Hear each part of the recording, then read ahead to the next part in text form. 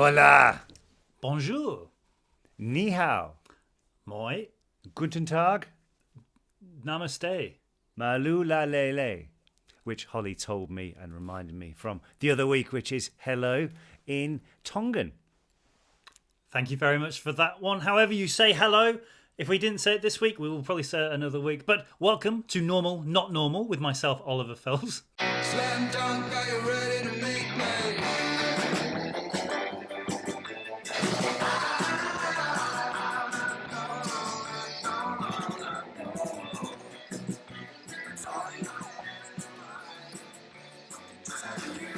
And that's James Phelps over there pretending to be me. So today, guys, we thought we would do an episode a little bit different than usual. Now, as you know, we've been interviewing lots of amazing people and asking them questions about what normal means to them. So we thought this week we would put that back on ourselves and put us in the hot seat.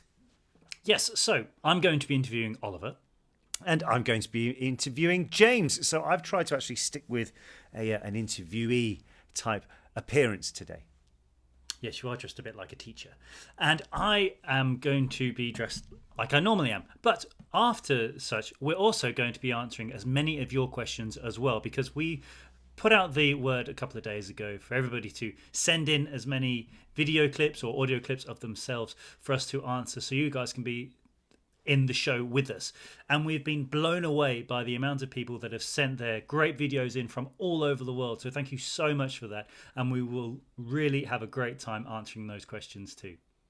Exactly. Now, as we said, there was literally hundreds and hundreds of people who sent through some amazing videos. So guys, just a little heads up that if your video or message isn't on the show today, it does not mean that we haven't seen it and don't appreciate it. It's literally because I don't think anyone could really physically sit through a 9-hour episode of today's show.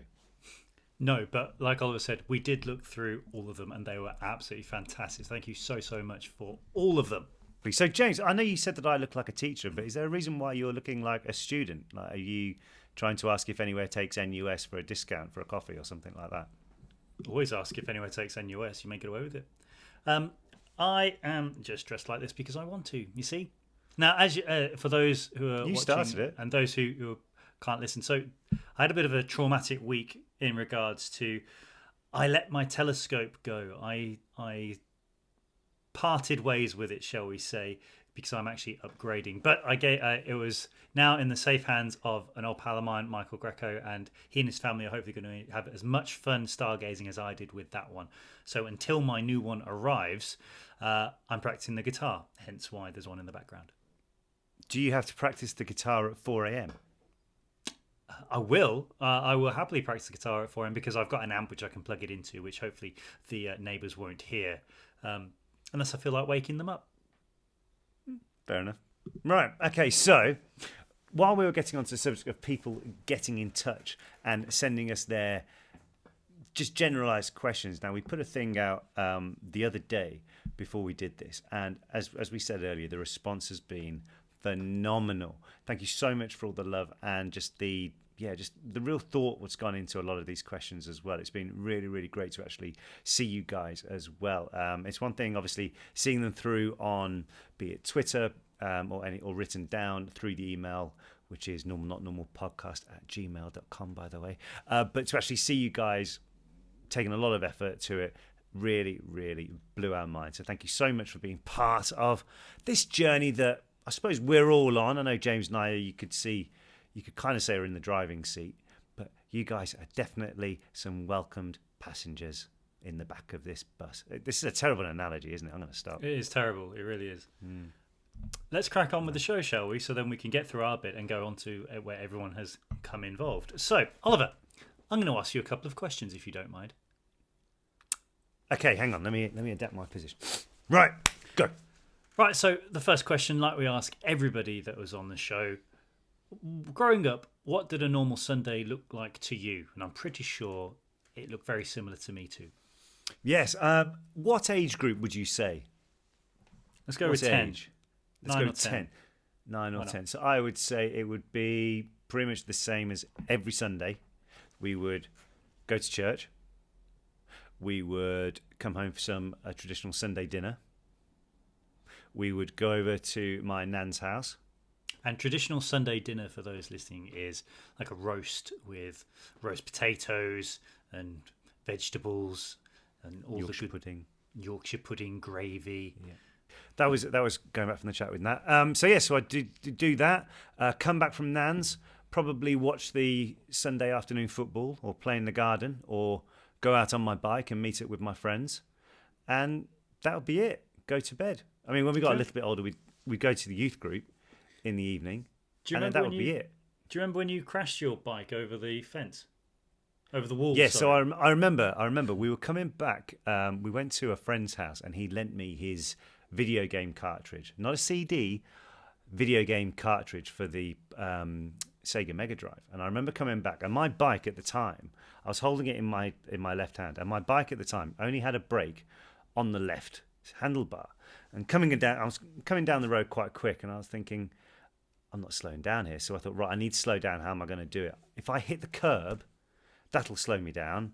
Curb didn't slow me down. Now, we had a wall that went outside our house, and there was like a long wall what covered the front garden, and then there was a small little wall which was like the divide between. It's like a small flower bed what it had like weeds and nettles in it and everything at the time. But and then next to that was the drive for next door neighbours, and I didn't want to end up in the next door neighbour's drive, so I thought, right, this is as I'm going along quite quickly. I thought, if I hit that wall, I will stop, and that'll be it. And I literally hit the wall when. And I can't remember this, but I didn't black out. It just happened so quickly. I went over the handlebars, but literally like a flip, landed on my back with the game still in my hand. It was Jonah Lomu Rugby for the Sega Mega Drive. I remember that. So that would Still be one of the funniest things I've seen, because it was, why wouldn't you just move the games cartridge to your other hand and brake? Because I was not confident riding with one hand at the time. So you thought you'd plough into wall. Anyway, moving on. So that was used to be your Sundays. What are your Sundays like now? My Sundays like now are I will go to church. I will go for normally either go and play golf, or I will go for a meet-up with some friends and we'll go for the walk in a park or something like that. What's the afternoon football? Again, that doesn't really change. Yeah, that's about my normal Sunday really, and just chill out. Okay, unless we're traveling, and then it's different.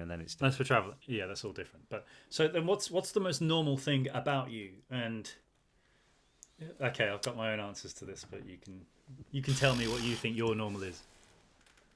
The most normal thing about me is that I see. This is the thing. The most normal thing about me is I am me. That's my normality. No, I'm just saying, like, there's nothing what I do, what I'd say, oh, is that normal? The normal thing about me is I like Weetabix for breakfast. Do you know what I mean? Like, but is 4 Weetabix with a drizzle of honey and some bananas normal, or is that too much? 4 Do you know what I mean? Yeah. Yeah. Or sometimes if I'm feeling really, really good, because we get a vegetable box delivered to our house on a Friday, so it's all like freshly sourced local produce, and I will. So we get like a lot of fresh fruit and everything. And if I'm feeling very, very good, I will get the Weetabix, crunch them down into little bits, put a load of yogurt into it, drizzle of honey, mix that all together, and then put either the strawberries, the blueberries on top with that, little coffee on the side, freshly squeezed orange juice, or even going on what Katie Leung told us earlier in the season, where she was telling us about having, well, actually, no, I think we were talking about this before we recorded it, which was like hot water, not boiling, just hot water with some freshly squeezed lemon, drizzle of honey in that. Very good start to the day. And so what's the least normal thing about you? I've got a golf room in my house. Did I tell you I've got a golf room in my house? No, you've never mentioned that. Not once. Never mentioned it. No. Not once. That would probably be the most normal thing, unnormal thing about me, and the fact that I've got a poster with me on it. And you, but for some reason you're like on that poster. I always think it looks like you're falling over. Probably you pushed me out of the way so you could get in the front Do you think? foreground. It looks like Me, I'm in the front. yeah. And so, okay, There we go. So we've been on lockdown now for a little over a year. Things are starting to Yes. get back to normal. Touch wood. Where do you see yourself in 5 years' time? Bit deep, isn't it? 5 years' time. I imagine you're still... Okay, yeah, go on. I'm going to let you answer. I don't know. I kind of I set myself a goal at the beginning of each year. Now that's either like towards the end of the year, like end of December or the beginning of January. I will literally draw on a bubble chart things I want to achieve this year. So Now, can you be tell us that- one that you've done now? Or one that that's I've on already your- achieved? Well, no. Well, yeah. Why not? One thing that I wanted to achieve was I wanted to make a difference to a complete stranger, and I've got some lovely messages from that in a good way, in a positive way. In a It wasn't positive just way, like yeah. someone walking Just down the like, road and yeah, start shouting at ruin them your from your day. car. Here you go. Hide Yeah, behind nothing a like bush that. and start shouting at people. That'd be quite. Nothing like that. No, Can but you that imagine was that? that'd be a great day. Can you There's a imagine? Yeah, I see. lunatic It'd be who- achievable, wouldn't it? Be achievable. There's a lunatic who sits behind the bush and shouts at people. Yeah, with his flip chart. Done it. Right, next. What's the next one here? And another one was I want to be able to go on holiday twice this year. Now, that can be either somewhere in this country, that can be somewhere abroad, just some time where I can just turn everything off, phone, everything, and just do whatever it is I want to do. Very good. Yeah, And that'd be about it. so obviously we're from the same family. Who in the family would you say you're the most like? My mother. Okay. Yeah. In terms of getting stuff done, I'd say my mum. Okay. And what is your first memory? There's one to think about.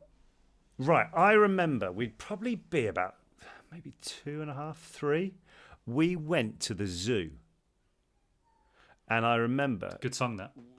yeah, going to the zoo. No, I'm not going to sing it. And we went on the bus to get there, and I remember we went on the top deck of the bus.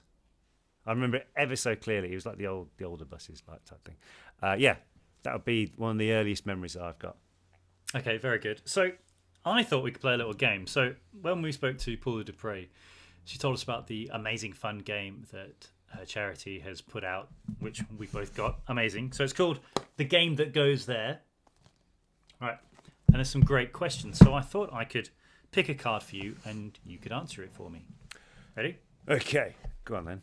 Okay, as you can see, any card will be at random. If you're listening, all the cards are in a box. So do you want kind of goes there, let's go there, or really goes there? Let's go big or go home. Let's really go there. Okay. Tell me when to stop.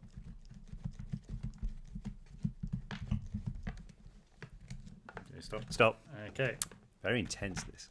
it is. So, we're going there. Complete the sentence. I'd be horrified if my parents ever knew I...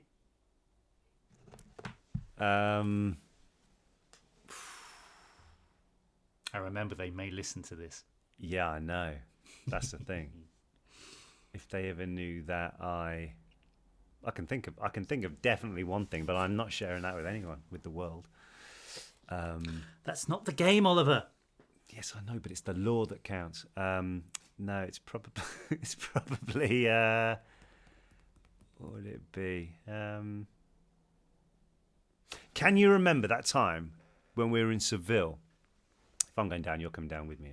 When we were in Seville and we were on the press tour and we stayed at that hotel, what used to be a palace. Yeah, so this hotel, if they were to ever build it now, it wouldn't be like, it wouldn't be financially viable to build it. It would be too expensive. Yeah, and we did an all-nighter because the flight was at like 11 o'clock or whatever the next morning. Well, did you go to bed? I want to say it was less than that. It was like 7 a.m. or something. Yeah, and I remember there was a where a load of us went upstairs. One of the balconies we were at, we were all like sat down or whatever like that, and it was sun was starting to come up at this point. And can you remember there was a balcony next to us, which had just left a bottle of unopened champagne. Right, I think I'd gone to bed at this point. Yeah, and we basically were like, oh, that'd be a great idea to get that. They won't miss it. And watching somebody climb over the veranda with, like, I don't know, 5-story drop below them to retrieve said bottle. Terrible idea in hindsight. Terrible idea. Shocking. It really was. If you are thinking about doing stuff like that, folks, think again. That would be my advice. Okay. What would you do? Well, I'm going to flip it on you. What would you do? what do you mean on me? Well, what would you say? Well, one thing that I don't want my parents to ever know. Yeah. Oh. I'm quite good at keeping secrets. Shall we say? One thing that I wish my parents didn't know about me was, do you know what? I think I tell them. I don't really have many secrets, especially from my mum. Do you want me to fill this gap? No. I'm going to choose my own card if that's all right. Oh, okay. So I'm going to go for a safe and easy one. We're kind of going there. If there was an award for what, I would definitely win. If there was an award Can I answer that for you? No. If there was an award for me having to listen to you all the time, I would win it. How's that? One more question for both of us. This from the third category, which was, we're almost going there. The worst thing about growing up is Not knowing that you're actually growing up. I would say that's the one, because one day you look back and you go, oh, I'll do that. Yeah, we'll do that. And then you suddenly remember that you're in your 30s and probably shouldn't do that. That's the worst thing about growing up. I would say the worst thing about growing up is Innocence would be another one as well. The innocence of the world. Losing that. That's the worst. Oh, losing the... Yeah, I guess. I would say the worst part about growing up is it's only the latter part of growing up you realise that you're having great memories. Does that make sense? Yes. Okay. But that was you, Oliver. Thank you very much for that. And now I think it's about time that we answer questions and listen to facts and everything else from everybody that's called in, that's sent a video in. So let's check them out. Hi, Oliver. Hi, James. I hope you both had a great day, great week, whatever, when this is going to be put in. I wanted to ask you guys, since a lot of people are struggling a lot still with quarantine, and my country, I'm from Switzerland, is still in quarantine as well. I wanted to ask you what key elements or findings you have found in quarantine, or what you have learned that you did not know before. Anyways, have a good day, and I'm a big fan. Bye. Right, well, the first thing I thought about when I saw Alenka talking there, when she said that she was from Switzerland, was obviously the flag. What you Square learn. flag, isn't it? Well, I learned that in lockdown from your Did You Know that Switzerland has a square flag. Thank you very much. Only country in the world to have a square flag. Yep. But it's a big plus. Hey. Dear, oh dear. Dear, oh dear. Go on. It's a very, very good. I was just going to say, there was a few things that I think that we all learned kind of from that whole situation in the whole lockdown process. One was reassessing yourself as to what you're going to be able to get up to. But I think also I was able to redirect some stuff. Like, we started doing this podcast. I got involved in about 2 of the business ventures, which I would never have got involved in total different capacities to anything that I'd been in before. But that's actually been quite enjoyable, and it's actually going quite well. So there's always, I suppose it is like making the best out of a situation that presents itself to you. Mm-hmm. I would say, great question as well, by the way, is that I would say that I've learnt a lot of things about the stars and the universe and things like that, because it's something which I've always wanted to get in, like, dive into. I never really had the chance to do so. So having this period in my life, as many of you know, I've really enjoyed. So that's been good fun. And also justifying building as much Lego as I possibly can. That over there. Yes. Very good fun had during lockdown, I have to say. It has been different, and it's been a shame that we haven't been able to see the world and vice versa. But I think once we get through this, it'll be great to look back on and think, actually, that was quite a different time in the world's history, but a fun time as well in parts. Right, on to the next. Oh, hang on. Just thought. In between each one. Move on to the next one, please. Hi, it's me, Annie from Kansas, and my question is, if you could go anywhere in the world to stargaze, where would you go and why? Thank you very much for your podcast. You guys are amazing. That's the kind of questions we like to see. Thank you very much for that, Annie. I've had some great times longing where to go stargazing, and one place I really want to visit South America anyway in general, because it's somewhere I've never been, and especially the country Chile. And there is an amazing desert there apparently called the Atacama Desert, which has pretty much zero light pollution, so you can see everything from there, and that is definitely on my to-do list once we're able to travel. So hence why I'm trying to learn Spanish, so I'll be able to ask what is that in Spanish to fellow stargazers. So if anyone's ever been there, please let me know and send me your photos. ¿Tú hablo español? See. Where would you go stargazing, Oliver? I would go back to a place what absolutely blew my mind when I saw it. It was in the dead of night at like 1-2 o'clock in the morning at Lake Tekapo in New Zealand. It's absolutely unbelievable. Like the amount of stuff you see down there, like the Milky Way we saw loads of stuff. I just remember it being like very chilly. Get that? Yes, chilly. it's in the middle of the night. It was very cold because it was in the middle of the night where we were, but it was absolutely beautiful to be able to see it. So a big kia ora to everyone in New Zealand listening right now. Very good. Hi, Normal Not Normal podcast. I'd like to know what's the most embarrassing or strange situation you have been in. Thank you and bye-bye. Great question, Asia. Oliver, most embarrassing situation you've ever been in?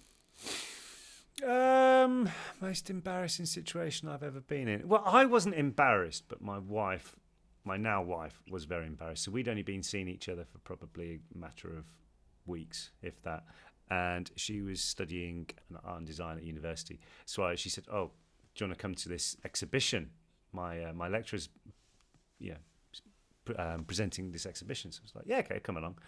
And I went along, and when you just go to one of these modern art galleries, which is just full of the most obnoxious fluff you've ever seen. It was literally and I walked in this room, and I'm not exaggerating. There was a mirror with a bowling ball on it and a hula hoop around the top of it.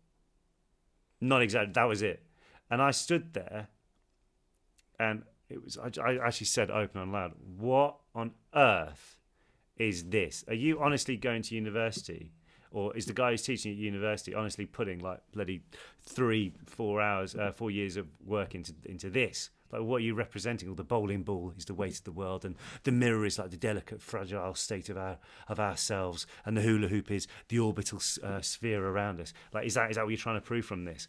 And there's a guy next to me, and I was like, "Do you know what I mean, mate?"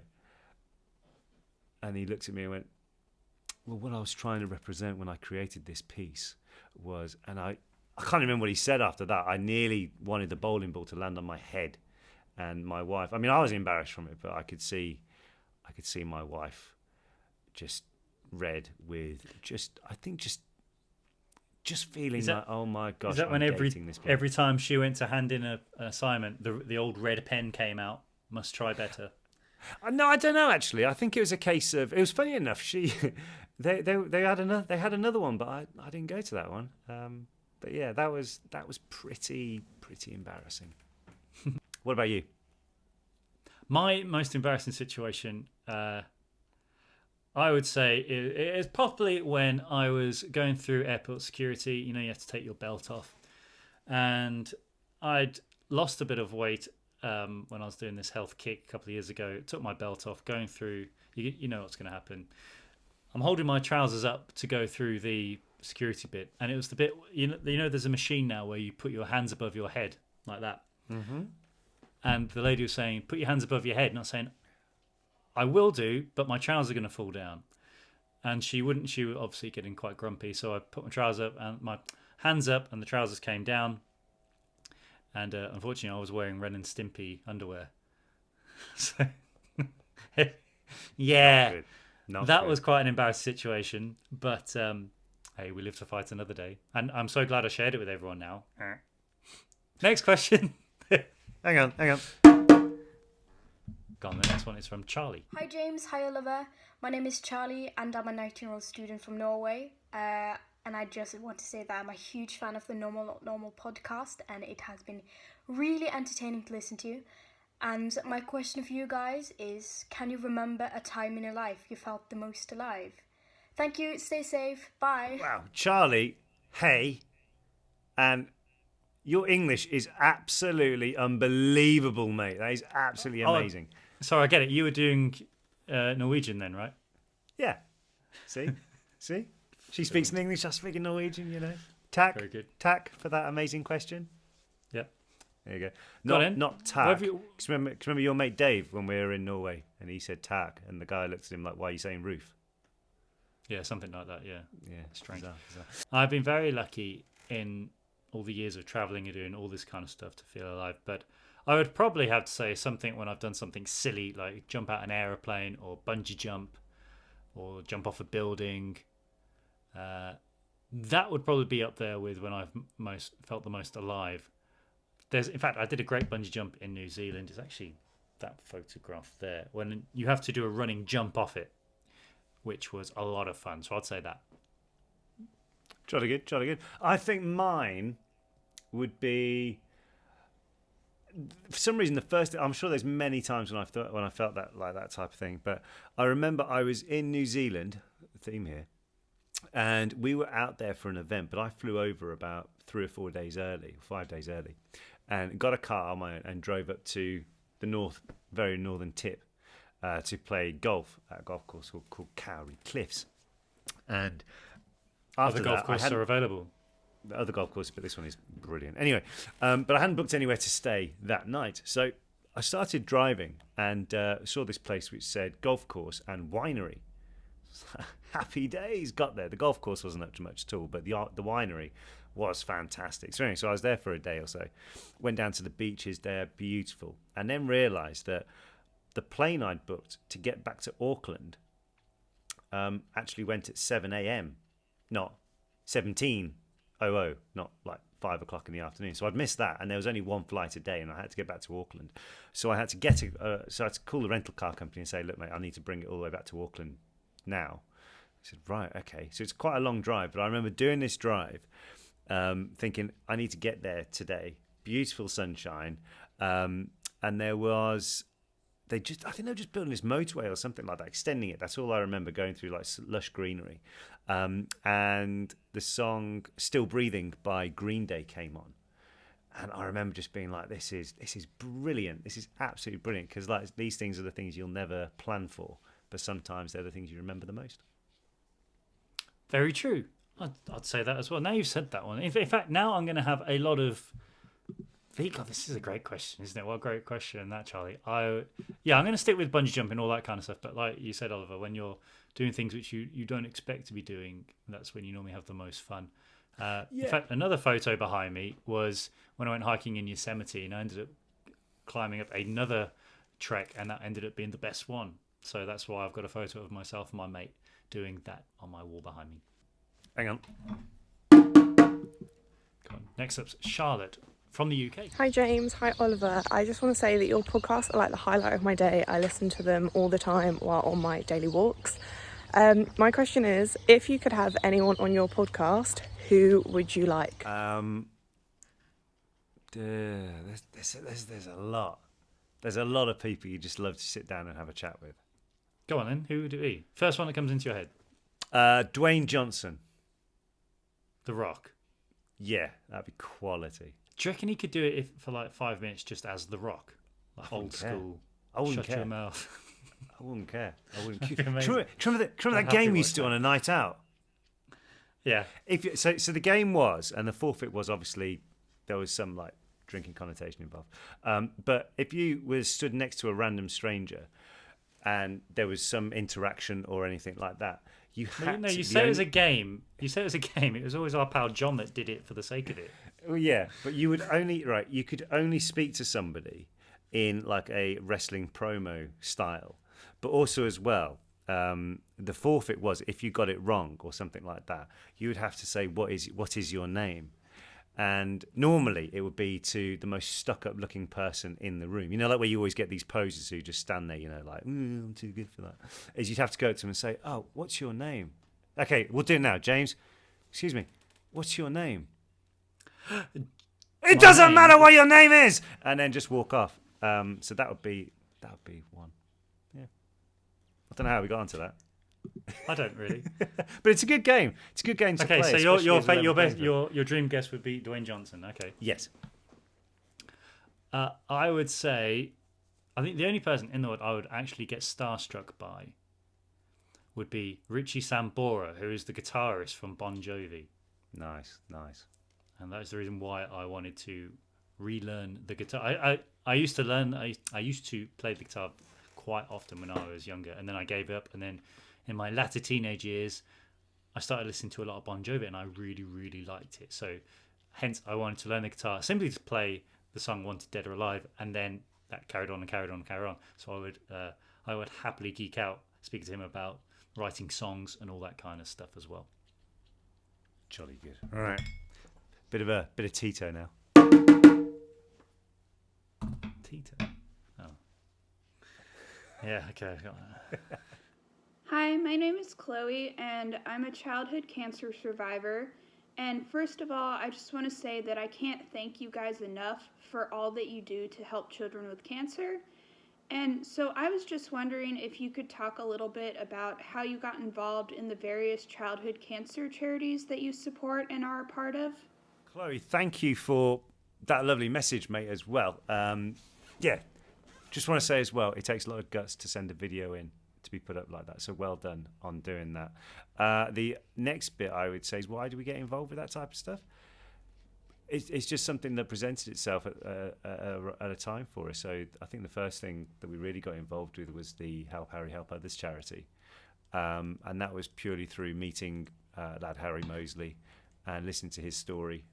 He had an inoperable brain tumour, and just his outlook on everything, and just supporting him. And unfortunately, Harry lost his battle, but he was such an inspirational guy, and the charity lives on with his mum Georgie, who runs it. It's like the Birmingham Cancer Drop-In Centre now in England.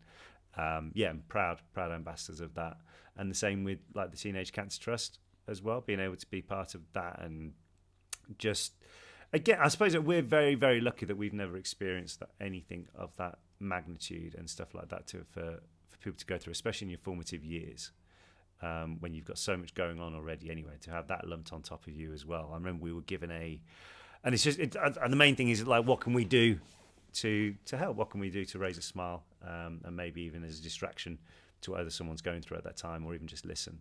And you hear some amazing stories, some heartbreaking stories as well.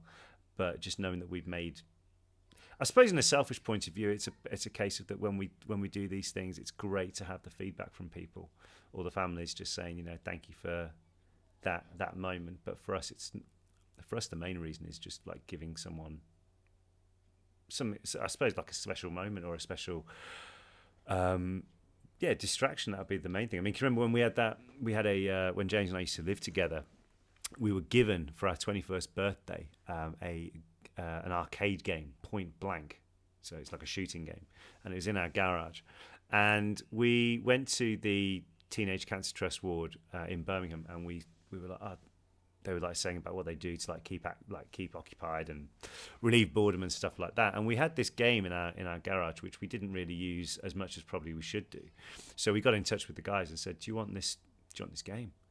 And they said, "There's no room at this ward, but the other centre in the city they'd love it." And we took it in. Like, we didn't physically take it in. This thing weighed as much as the house, so they sent a removal company to drop it off, and they actually broke the game because they used it that much. And just little stuff like that is really cool to think that, like, it doesn't take a lot for us to do that, but yeah, the joy and everything that would have brought people was absolutely fantastic. So that's, I suppose, in a long answer, that's kind of the reason why we get involved in things like that, is because we're lucky enough never to have experienced it. But if we can brighten someone's day who's going through such an invasive and such a traumatic time, then great, let's do it.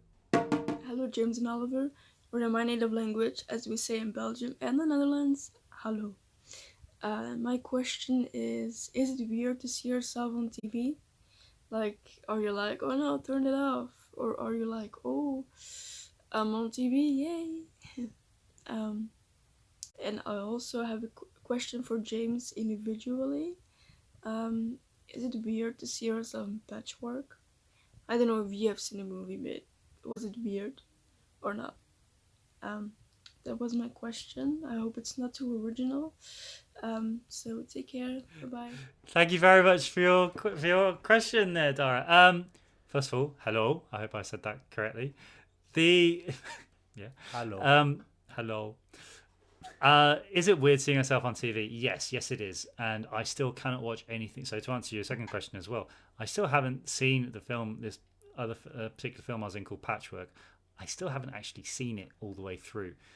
When we filmed it in quite a short space of time when I was there, so it's quite long hours, so I don't really remember much about it, but I know people have enjoyed it since. So that was good fun to see. But on the whole scheme of things, it's a bit like a family movie. I always find if I'm on TV, I don't really want to witness it because I've already seen it, and I'm only going to be judging what I could have done better. Very good. I've got to be honest, it's not. I don't think it's that weird anymore seeing us on the TV or seeing our faces on the TV or doing anything like that. I think it's quite cool. So you watch it? Well, obviously you've got to post it yourself. Anyway, great question. Bit rage there. Hi friends, my name is Elena and I hope you're both doing super, super well. And my question to you is that if you were a supervillain, who do you think your arch nemesis would be and why? Thanks so much. Elena, that is amazing. I love that. What a great way to say hello to everybody. Hello, friends. We're all friends, aren't we? Amazing. I love that. My arch enemy in a supervillain, that would have to be the Ditherer. Superhero. He would be a superhero, though, right? Well, he's just an arch enemy, isn't he? No, I would be the super. If you're an arch enemy, if you're a supervillain, the arch enemy would be a superhero, wouldn't it? Or somebody else. Oh, okay. If I were Who really irritates you, James? What, a superhero? No. Who person doing good irritates me? Is that what you mean? Well, they could perceive themselves as a good person. Doesn't mean they are. Okay. If I were a supervillain, first of all, I'd be very good at it. I don't know how, but I would. My arch enemy would be. Go on, here you can go while I'm thinking this, Oliver. If I was a superhero, super villain. I don't know. It would be. So I suppose the villain would be someone who's always like trying to. Another villain, wouldn't it? Well, I suppose my super villainy type of thing would be like I'd just be like Rant Man. Turn up and just do road moods. Rocker, right here I am. What's rubbish here? That's rubbish. Yes, it would have to be somebody who's always like, I don't know, smiles for the sake of smiling.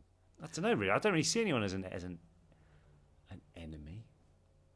There must be somebody. I can think of someone who, whenever I listen to, I think, God, this is annoying. I have to turn it off. But I'm not going to say it because this is a positive podcast. Very much so. So I would say I would be in a rush man. That would be I'm a super villain because I'm always in a rush and I get very moody if anyone gets in my way. So I would say dithering people would be my arch enemy. Specifically, and I mentioned it before because it always hits a nerve, when you're going through airport security, people who don't take their laptop out the bag before they get there, don't take their belt off, anything that you're told to do, have water in there which they're not supposed to if it's over 500 mil or whatever, if they've got face creams or anything which are over 100 milliliters, you can't have that. Don't put it in there. There's no point. You're making me late for my flight. That would be my arch enemy. How's that? It's very good. I'm trying to find out actually a little idea for somebody. Most positive person in the world. Right, I can't really say the Dalai Lama. I can't really say Buddha. I can't really say. Anyway, no. If I was just okay, let's just roll. Happy people. Is this what you're saying? Your arch enemy would be happy. Weird, people. though, isn't it? Yeah, I don't Mr. know. Happy. I wouldn't have Mr. Happy. Yeah, Mr. Happy from the Mr. Men. This smug yellow face. Okay. Oliver, hi James. I was wondering how you guys picked guests to come on the podcast, and I was also wondering, what is the wisest thing anyone has ever said to you?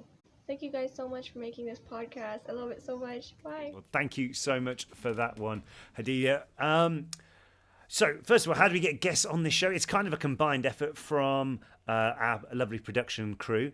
Well, notably Alice, messaging, getting in touch with different people's booking reps and things like that. And then other sides of it are James and myself reaching out to people we know. And then another contact of ours as well, who's got another link to different people who we may not necessarily have a direct link with, though. Because sometimes dealing with mid-management, like management, is really tricky. Like, the people may be up for it, but then the management will flat out say, oh, no, there's no time for that one. So we kind of have to see past all those, and it's a combined effort all round. But I think ultimately, though, we like to approach people and speak to people who we genuinely are interested in. Even if we haven't met them before, it's great. It's people that we are genuinely interested in. And I like to think that that comes across, because it's not just people coming on to promote stuff or anything like that. Like, we generally have an interest in what they've done beforehand as well, and what they're up to now, and also obviously finding out what their normal means to them. Oh, there's someone at the door. So the wisest thing as well that I've ever heard, great question as well, is I've actually said this to quite a few people before now, because I think it's a great piece of advice that I was told. Once upon a time, when I was doing my first ever stage show, the director was a guy called Adam Morley. Great director, great guy. And he told me, he could see that I was getting a bit nervous. And he said to me a bit of advice, which I've taken forward to anything. So I know I've said this before, but I'll say it again. Everybody that is watching you perform wants you to be the best thing they have ever seen in their life. So you've already got people on board with you. There's no need to be nervous, because everybody is backing you from the start. So just go out and do what they know you can do. And I've taken that forward to absolutely everything I've done pretty much ever since. And I don't have stage fright anymore, really, when I do stuff, because I know that everybody wants me to do well. So that's definitely something which I've found as a great bit of advice, and something which I take forward into everyday life as well. Moving on. Hi guys, you're doing an amazing job with the podcast as always. I want to say a huge thank you for mentioning Homer a couple of weeks ago. It made my day, and I still haven't stopped telling people about it. I've just come back from a run, so sorry for the appearance.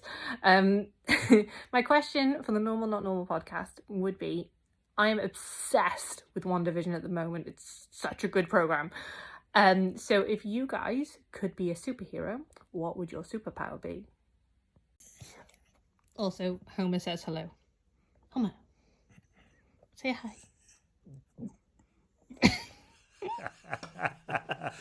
Amazing. Brilliant. So for those who don't know, we actually read about Homer out a couple of weeks ago on the audio version, and absolutely made our day. We had some great comments as well. So that's so great that everybody gets to see Homer now. Thank you so much for that. Great question, I have to say. And yes, WandaVision, what an amazing show. If I were a superhero, my speed would be, I would want to move really, really fast. You know, like Sonic the Hedgehog or The Flash, but I'm going to go with Sonic because I like hedgehogs. You know, in the film where he goes so quick, there's like a fight breaking out in a bar, and he's able to move people so they do different things when it carries on. That would be my superhero. I'd love to be able to move really, really quick. Very good. My superhero power, I think, would be a very, very, very important one, is I would like to be able to just diffuse any tension anywhere going. Boring. I would be called the Lawyer Man. They don't really leave any tension, though, do they? If anything, they antagonise it. Go on, what would you be called then? I'm intrigued. I would be called someone who does like that. It would be the Peacinator, banging his drum of justice. Next. Hi, James and Oliver. I know how much you guys love sports, so my question for you is, do you watch Formula One? And if so, who's your favorite team and who's your favorite driver? Mine would have to be McLaren and Carlos Sainz. Cool. Thanks very much, Iris, for that one. I've got to be honest with you, mate. I don't really watch too much Formula One. But if I had to pick my favourite driver, it would have to be Lewis Hamilton, surely. Being British, being obviously multiple-time world champion, and I've actually met him before, and he was actually a really nice chap. Yeah, you stole my answer there. But although I do like F1, especially when the season is on, it's really interesting. I find the tactics that go into the tyres and all this kind of stuff, and they race all over the world. And if you ever get the chance to go to a Grand Prix, I'd thoroughly recommend it. It is very loud, very noisy, but great time as well. Hey James, hey Oliver. Here's Julia from Berlin in Germany, and I have a question for you. What secret conspiracy would you like to start? A secret conspiracy I would like to start. Oh, God, you could do so. You could. I was listening to a podcast the other day about conspiracies, and some of them were like, "What are you thinking if you believe this?" Yeah. So I would start a conspiracy along the lines of, did you know that the tide goes in and out because someone is pressing a drain on one side of the world and is emptying it on the other side? How's that? Plausible. It's not, though. It really isn't. It's not plausible at all. I would seawater's actually magnetic to the right magnet, and someone's pulling it from another side of the world. Yeah, a conspiracy theory, I think, needs to be, because sometimes they're just completely out there, aren't they? Like, moronically out there. Yeah. Like this COVID vaccine will actually give you, like, mind-controlling devices for Microsoft.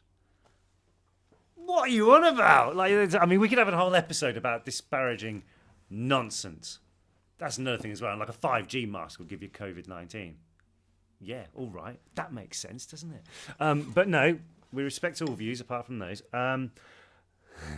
It would be, if I could start a conspiracy theory, it would be that actually, you know, those really like pointlessly negative comments on Twitter, they're actually made by members of government on their way home, just having a rant about stuff, even to themselves.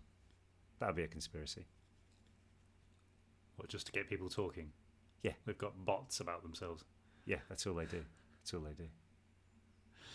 Anyway, I'm not a fan of conspiracy theorists or anything like that. So, Julia, good one. And I know you've got funny jokes because I've heard a few of them before. But, yes, just to be clear, we are lying about everything that we just said about like, whatever. No, Oliver, but like, we spoke about it with Cam Jordan, didn't we? Like people who claim that the world is flat. Yes. Like I've been in an aeroplane very high, and you can actually see part of the curvature of the Earth at a certain altitude. I remember hearing a thing where someone was saying about the moon landing being fake, and they said it would be more expensive. It's cheaper to have gone to the moon than to have paid off all the people that supposedly worked on it. Just saying. Anyway, we're going down a rabbit hole here. Next question. Hey, Oliver and James. I was wondering, what's been your favourite thing out of acting? Like, what's been your most exciting adventure that you've gotten out of it? Miriam, thank you so much for that lovely message. Right, so my most amazing adventure on the back of acting. There's been so many cool bits. I mean, I remember going to, here's one that we did on one of the promotional tours. We were in Belgium and we went to the Lamell Proving Grounds and just raced Aston Martins all day. Do you want to explain what that is? Right, so the Lamell Proving Ground is basically a huge, if you imagine a massive road track, and it's where cars go to be tested in terms of speed, in terms of over bumps, in terms of distance driving and stuff like that. They've got like a big orbital thing, which is like almost like an banked angle, where if you drive the car at 70 miles an hour, you can take your hand off the steering wheel and it'll stick to that part of the road due to the curvature. But anyway, we were able to do that for a whole afternoon. That was really, really cool. And personally for me, Miriam, that's a great question. I don't know if I've been asked something like that before. Really great question. Biggest adventure I've had from acting or anything like that would be actually acting changed the way I am. I was more than happy as a kid to be quite shy, be one at the back, not really getting involved in such, but being an acting made me go very more outgoing. So that's definitely led me on to have some great adventures. Even if I'm traveling, and even if I'm on my own, I'm more than happy to go and have an adventure on my own or with other people. So it's made me very confident being with my own person. I think I mentioned it before about when I went hiking and camping on my own in the redwoods and I almost got attacked by raccoons, but that's a different story. But things like that I never would have done before that. So it's definitely led on to me myself wanting to find more adventures. Jolly good. Hi you guys, my name is Michelle. My question is a little bit strange. I was wondering what your guys' favorite oddly specific smell is. Ooh, great question, Michelle. I'm intrigued what it reminds you of though now.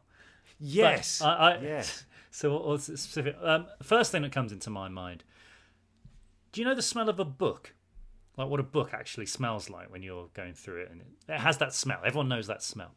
Well, that reminds me of reading the third Harry Potter book, The Prisoner of Azkaban, and that is when we were cast in the films. And that reminds me, it takes me back to the summer of 2000, reading The Prisoner of Azkaban and getting the phone call that we'd got the parts. Mine would be, it's quite an easy one for a lot of people to get, the smell of cut grass. What does it remind you of? It just reminds me of the spring's on the way or summer's there. Like there's a lot of sun. No, it does honestly, because I remember. Oh yeah, but like, it's different. What What does it remind you of? It's what I just said. Like It nice, reminds you that sunny summer's days. on the way. Yeah, it reminds me of that. Like you have a good whiff, and you're like, oh, that's brilliant. 'Cause it just reminds me of like, so that is my favourite time of the year. Spring and beginning of summer are my favourite times of the year, and it just puts me in that nice space. So I could even smell it like later in the year, in like October time or something like that, and I'd still remember. I like that time of the year. Anyway. Hiya lads, my name's Ruth Ellie and I am a huge fan of the Normal Not Normal podcast. I just want to say, Oliver, thank you so much for commenting and talking about privacy as someone in the public eye. Just because you're in the public eye doesn't mean that it gives people the right to share your private posts.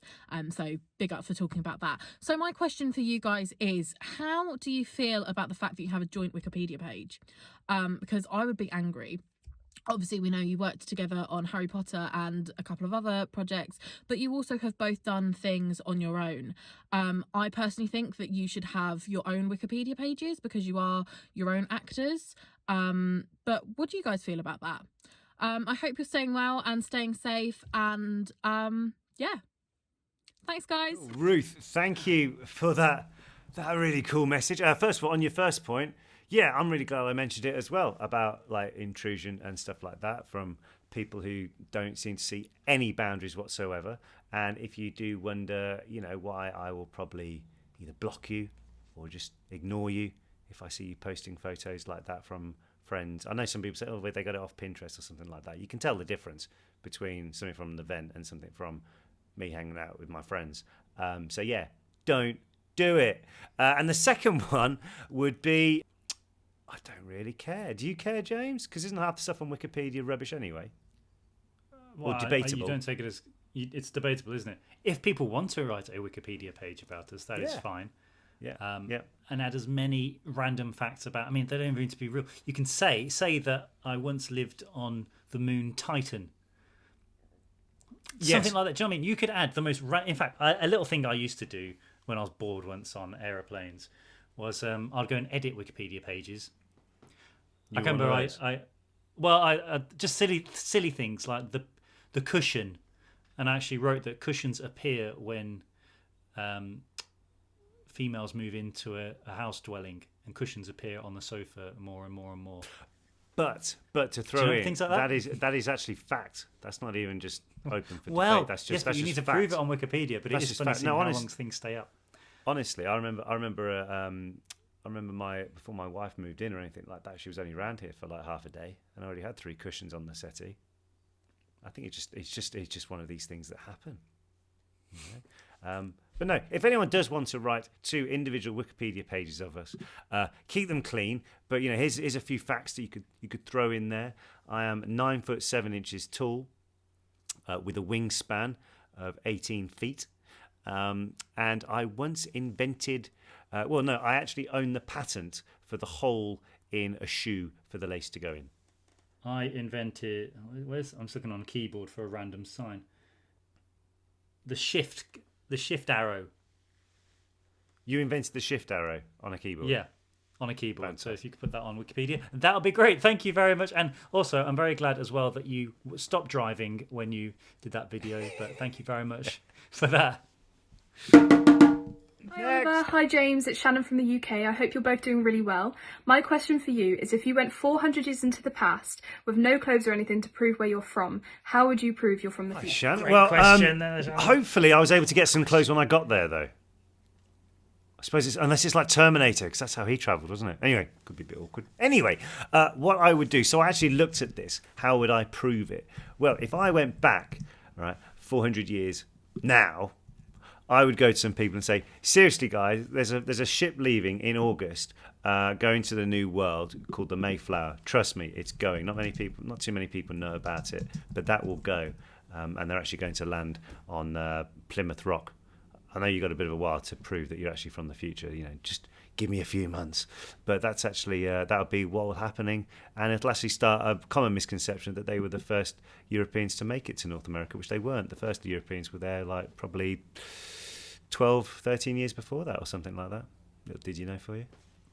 Were there any planets that weren't discovered then? Yes, you could predict. So that's a good one.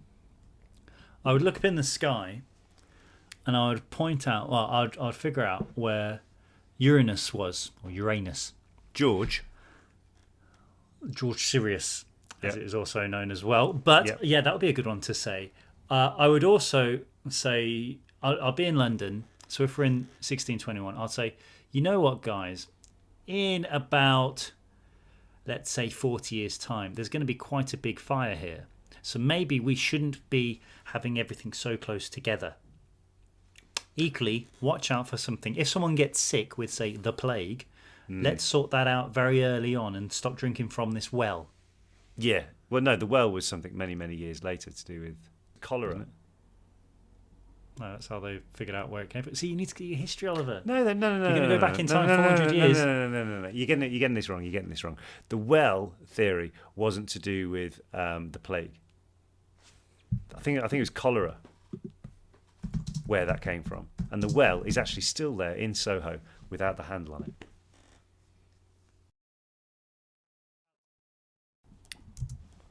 Cholera outbreak in 1854. Boom! That's where he came up with, because he realised that there were so many people who were getting cholera from that. But James, you're about 250 years too late at that point, or too early for that. The main thing, what I would suggest, if you were in that part of the world at that time, is say, guys, when you have a wee or a poo, don't just stick it out the window and dump it in the street or in the river. Let's just bury it. Otherwise, in a couple of years' time, all these rats are going to rock up and they're going to have fleas on them, and that's going to spread the bubonic plague, which is going to be the biggest disaster to hit not just this country, but the whole of the Western world for a long, long time. Just bear that in mind, yeah. Or, I like the idea of Plymouth Rock and going there, but equally, no, I wouldn't want to go there. No, I tell people they were going on it. Well, people that were going there, and when they get there, you could maybe go and it's all history, so you can't change it. But I would just, I guess, we're going completely away from this the question. How would you prove that you're from there? I would say, right, we're going to go and play a game, and I guarantee you will like it, and basically start kicking a football around. Where in? Right, anywhere, because football hadn't been officially invented then. So you can prove that you were there, and do you know what I mean? True. You could say, you could find out when, say, Halley's Comet was going to go past. That happens every 70 years. So you could say, I bet tomorrow Halley's Comet's going to go past, and there you go. Not too bad. Right, moving on. Maybe called a witch. Hi James, I'm Shay. So I have two questions for you guys. The first one, what do you guys do when you have a day where you just aren't feeling yourselves? You just feel like blah, and you just want to get back to yourself. What do you guys do for that? My second question is, what do you do when you have a day where you need to get work done and you just aren't feeling work at all? What do you guys do to get yourself back in that groove? Anyway, let's Great love. questions there, Shay. Thank you very much for sending those in. What do I do if I'm in a bad mood or having not a great day? How do I chill out? I normally have to do some form of exercise, and whether that be a run, whether that be going on a bike, whether that be some kind of yoga, whether it be whatever it is, I do something. Go for a walk the dog. That always helps. Anything outdoorsy or gets my blood pumping definitely helps me just chill out and makes me refocus. And then if I've got to do work and you're in a slump or something like that, I would pretty much say the same thing again. I would make sure I do some form of exercise to get the blood flowing. I feel like I've achieved something in the day. Oh, dogs are off. Achieve something in the day and then go back to just being chilled out, and then work. Yeah. Lock yourself in the room and not leave until you've done it. Yeah, that's always a good one. That's always a good one about it. It depends, I suppose, what manner of work it is as well, because sometimes it could be like, if it's obviously written work and stuff like that, where you're not actually perceiving yourself across like we are now type thing. Yeah, you can kind of just take your own time with it, even though you don't want to get going, because sometimes you can slowly build up to it and get a good pace going, can't you? And then other times you could just be not feeling it, but you just got to step up to the plate and do it. That'll be it. Yeah, that'll be it. And sometimes as well, if you're having a bad day and stuff like that, sometimes, as you say, go for a long walk or anything like that. And sometimes you just need to just like try and just step back from something. Can you believe it? The other day, I was in a foul mood from something that happened to me. I was really, really let down, and I didn't know how to react to it, so I kind of just stepped right back from the lot. Just went and chilled out. Had a good sleep and felt a lot better afterwards. Very good. Yes, I can believe that, actually. Hi, James and Oliver. Mine and my little hedgehog's question is, when did James decide he likes hedgehogs? Thank you, Sky, and thank you, Peanut. For those listening, Sky actually had her hedgehog Peanut in the video there. Amazing. Great question. So I guess I've always liked them because we always used to get them in our garden. But I used to, so when I was living in my old place, and there was every day, so we would sit outside on our balcony, and every evening, round about 9-10 o'clock, on the dot, a hedgehog would appear, come out the bush, wiggle around and go. And throughout the next few weeks, I know hedgehogs don't usually move in arrays, as they're called, when more than there's one hedgehog together, but there was actually 3 of them in the end, and they used to come through, and I just found it amazing because they're a natural species of the UK and they're in decline, and I think they need protecting. And I've actually been able to save a couple from random things when I've seen going on just walking. So yeah, I think they're awesome. I also liked Sonic the Hedgehog as a kid, but that is why I've got a hedgehog house in my garden. Some of you have already seen that on my Instagram, where they use it as like a stopover place every so often. And also something which everyone can do, build a little hedgehog highway, as it's called, basically a hole in your fence just above the surface so they can burrow, so they can go through it. Jolly good. Hi Oliver and James, hope you're both having a lovely day. So a bit of a random question, but what's the best and worst thing that you guys have ever bought? Also, to throw another one in there, what's the most useless talent that you guys have? Thank you so much, the podcast is great, keep being you, and lots of love. Bye. Vicky, thank you so much for that question. Right, so the best and worst thing I've ever bought. I remember one being an absolute anticlimax. It was when Power Rangers were all the rage when we were younger, and the White Ranger was out. And there was a sword, what he had. And I remember buying it. I saved up all my pocket money and bought this thing. It cost like, I don't know, 50 quid or something like that. And you turn it upside down, and there's like a little lion on it or something like that, a tiger. Saber. And it said like, Saber, that was his name. And the advert was like, yeah, it talks, everything like that. Literally, you've got a trigger you have to squeeze, which was huge anyway. What made this mouth just literally go up and down, like really, really small. And I remember thinking, this is terrible. That would be that'll be up there with the biggest disappointments going, actually, in terms of I bought something. That, and also, I remember when I was a kid, I bought, it was in like a jar, and it's just like full of slime. There was like an egg, what apparently hatched into a dinosaur. I knew obviously it wasn't going to be a real dinosaur, but I thought it would be a bit better than this little blue sponge. Crap. So I've got, funnest thing, one of the funnest things I've ever bought with that, my guitar, or the telescope, obviously really good, or my Lego roller coaster, that was good fun. But worst purchases I've ever bought, or can I stretch it and even things that I wanted and was given as a birthday present? Gotta be So careful. I was probably going to buy it anyway. Let me go and get it. While James is gone, I have actually just remembered two things that I'm very, very happy for, that I was like bought or anything like that. One was my Morgan motor car. Peep, peep. That is like my pride and joy. And also, which I'm sure lots of people have come to realise, my purchase from Japan in the land of the rising sun, my drum. It was very, very nice. It's been in my household for a long, long time now. And I'm so glad that so many of you guys have actually been listening to it and really responding to it very, very well. So thank you for everyone who even mentions, like, you know, if we're doing a cameo or anything like that, can I see the drum or anything like that? It's really, really great. My wife hates it now because she's heard it more in the last 6 months than she has probably in the last 6 years. But it's really, really enjoyable. So thank you so much for that. Now let's see what James has got to show us.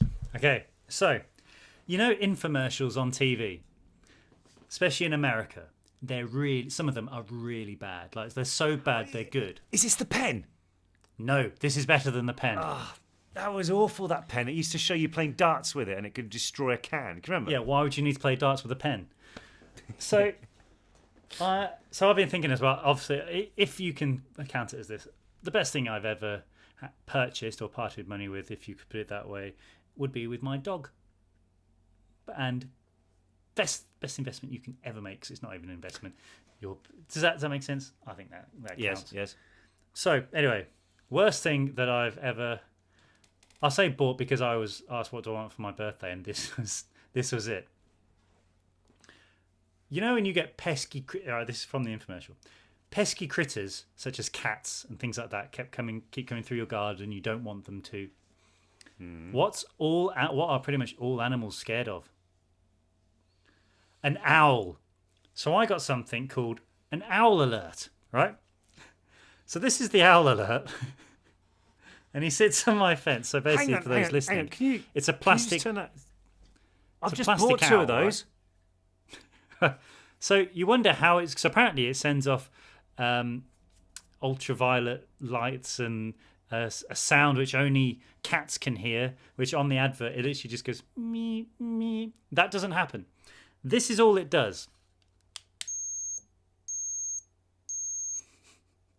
Right? Does it at least work? So no, it doesn't even. So for those listening, the lights turn red and it makes a funny sound, and it just sits there glowing like the devil. And the cat literally. So this cat, which keeps coming through our garden, saw it once, looked at it, peed on it, and walked off. So then I had to clean the owl and put it back out, and hopefully it didn't do it. But it doesn't work. So the owl alert, I have to say, if I'm recommending a present as a silly gift, get one. But if you want to keep cats off your property, don't.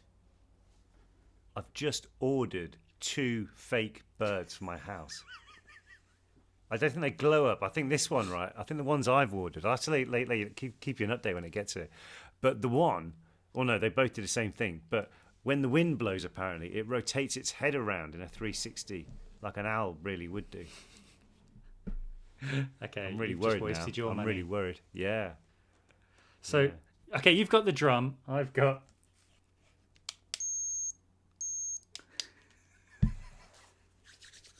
How's that? That is an amazing question, Vicky. Thank you so much for that. Yes. Speaking of the drum, that, unfortunately, guys, is all we have got time for answering with these different questions. But thank you so much for everybody who sent one in, the ones that we read out, the ones that we didn't. Guys, we thoroughly had so much fun being able to go through them all. It was really, really cool. Now, James, I know you asked me a couple of questions at the beginning, so I thought I'll flip you around the questions as well. If we I can, need but be. before we begin that, I just want to say as well, for all those whose videos and voice notes and everything that didn't get read out, we still will answer as many as we can, especially on the audio version of the podcast out every Friday. So we will try and get through all of them, or as many as we possibly can during this series. So thank you so much for sending them in, and carry on sending them in because we love to hear from you. Yeah, I mean, maybe even we could do one show where, I don't know, say the interview with a guest isn't too long, and we'll put some more at the end of that. Yeah, that'll do. Very good fun. Do that. Right, so going on to the questions for you, James, if I may be adapting my interviewer. Do you want me to dress differently or anything?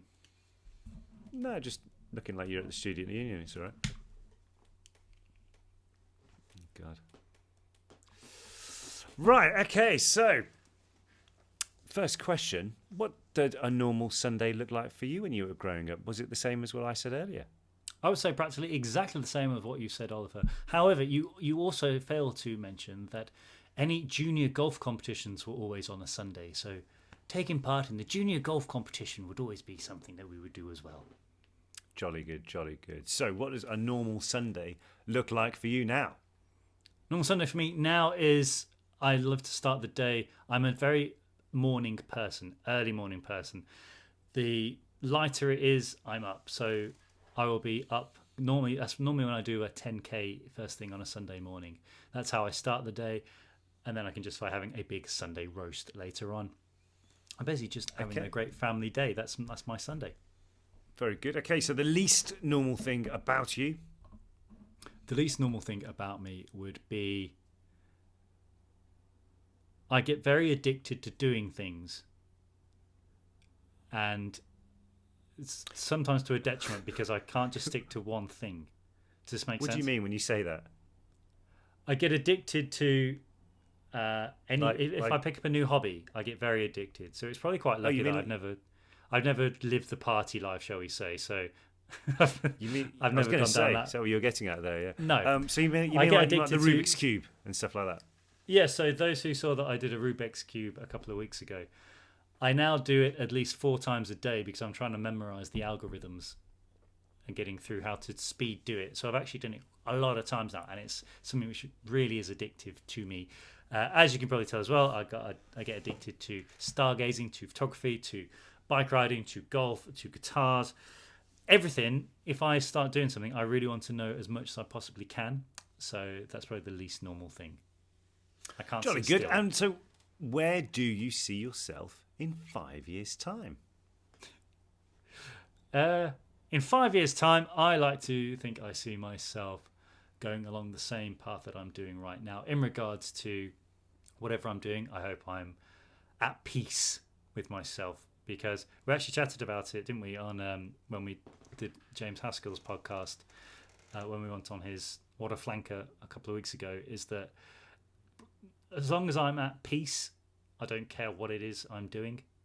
So I did a stage show about 18 months, 2 years ago, and that although I was absolutely knackered every night, I went to bed completely at peace with the world and knowing that's exactly what I was meant to be doing. And I think I felt like that ever since. So as long as I'm feeling like that, I don't really care what I'm doing.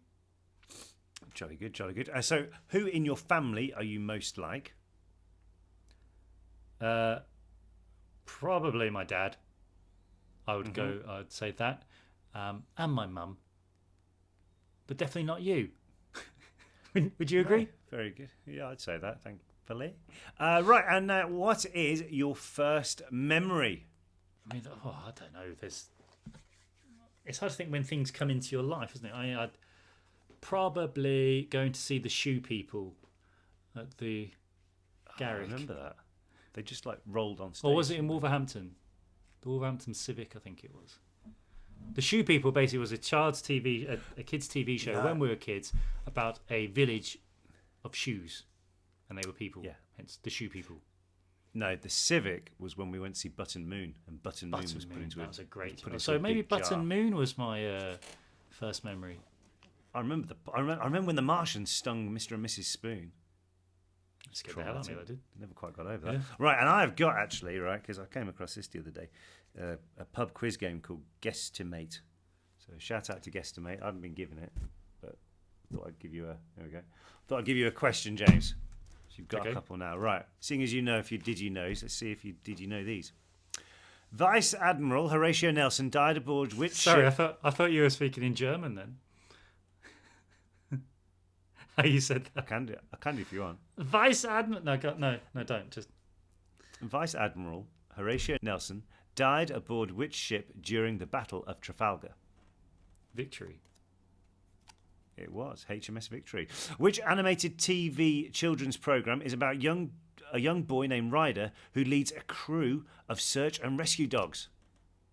Snow Dogs. Paw Patrol. Paw Patrol. Why?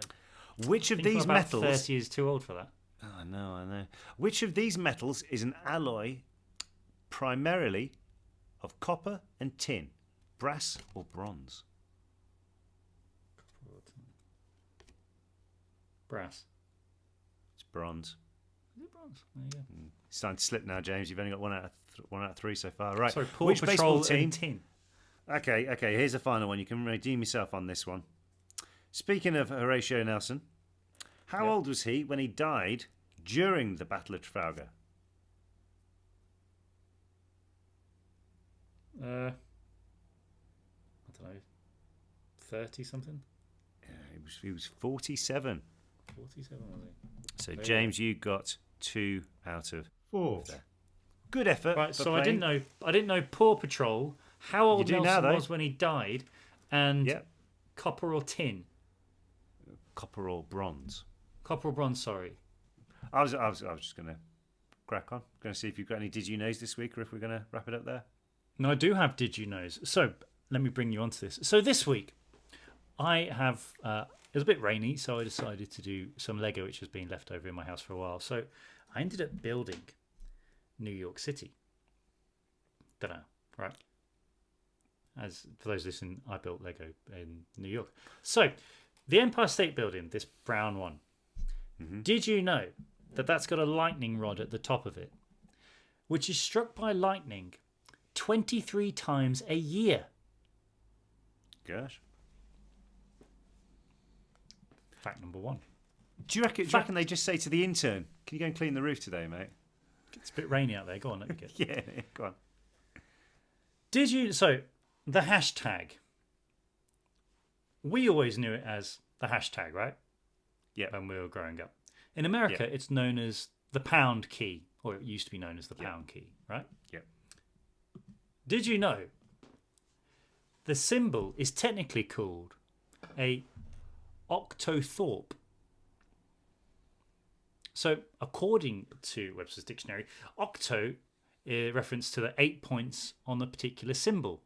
But the thorpe part remains a mystery. But one theory is that it came from the Old English word for village, based on the idea. So if you think of a hashtag, the symbol looks like a village surrounded by 8 fields. Now, how many people are counting the bits outside a hashtag now? Well, there's yeah. Okay, fair enough. There you go. So if you want to auto-thorpe tag this, that'd be great. Is there any reason why in America they called it pound when the pound logo for currency has always been that? Do you know what I mean? Strange. Yeah. And completely off subject now. A puffin. So you know puffins, cool birds. Did you know that a baby puffin? What do you think that's called? A puff. Nearly a puffling. Oh. And to feed its chick, a puffin parent, who's just known as a puffin, will carry around 10 fish in its beak at one time. But the biggest recorded haul is a puffin which carried 62 fish. Hang on, you sure this wasn't just a kingfisher who was a bit confused? No, I'm imagining that puffling was very well fed. But that's my Did You Knows for the week. I hope you enjoyed them. So, guys, with that being said, thank you so much for your participation today and hearing our side of things and seeing a reverse, I suppose, of the normal, not normal. But more importantly, guys, thank you so much for all the love, the support, the just getting behind it and the really great effort that went into so many cool questions. Thank you so much once again. We will see you very, very soon. I've been Oliver Phelps. And I've been James Phelps, guys. Thank you very much. See you next week. Bye-bye.